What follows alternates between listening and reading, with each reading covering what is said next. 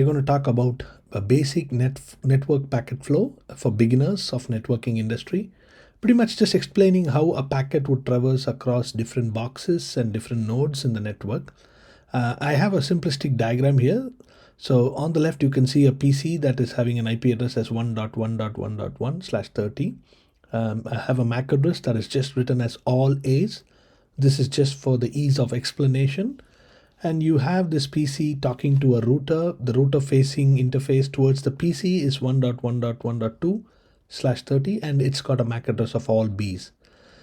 You can see that the router 1 is talking to router 2 over the internet, and their common addresses and their MAC addresses are also listed on the diagram here. Again, MAC address CCC and MAC address DDD are just for ease of explanation. Likewise, you can see that the router 2 is talking to a content server that can be providing a video content, for example, and the corresponding IP addresses are from router 2 towards the content server and its IP and MAC address. So now what exactly would happen when PC1 wants to send packets to this content server?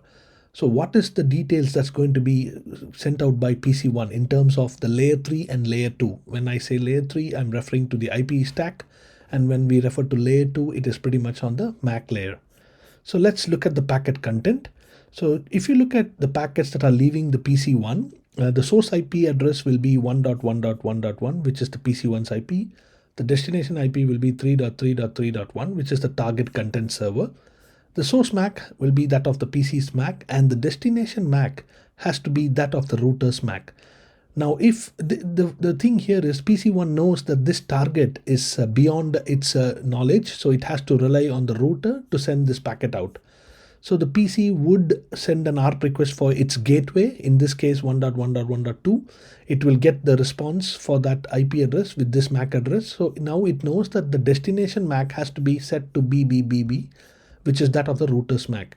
Now, if the MAC address of the destination is not that of the router would simply drop the packet and the packets will not be processed. So it is important that the PC has the correct destination MAC address being set before the packets are sent out. As soon as the packet reaches the router, now the router would do a routing table lookup.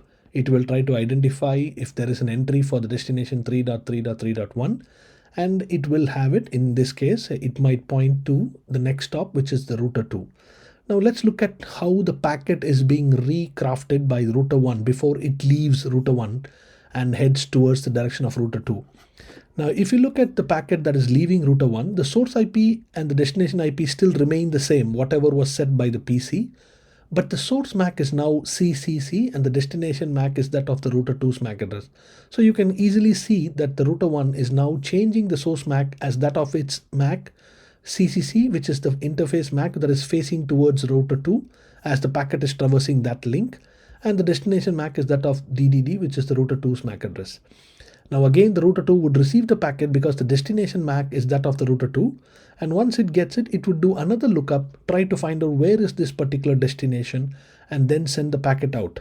So now if we look at how the packets are sent by router 2, now you can see that as the packet leaves router 2 towards the content server, again the source IP and destination IP are not changing. They are not supposed to change. But the source MAC will now be the MAC address of the outgoing interface towards the content server, which is all the E's and ending with E1. Likewise, the destination MAC will be that of the content server ending in E2. So this is just a quick overview to tell us that the information about the source IP and destination IP will not change, but the source MAC and destination MAC will change at every hop as it traverses the network.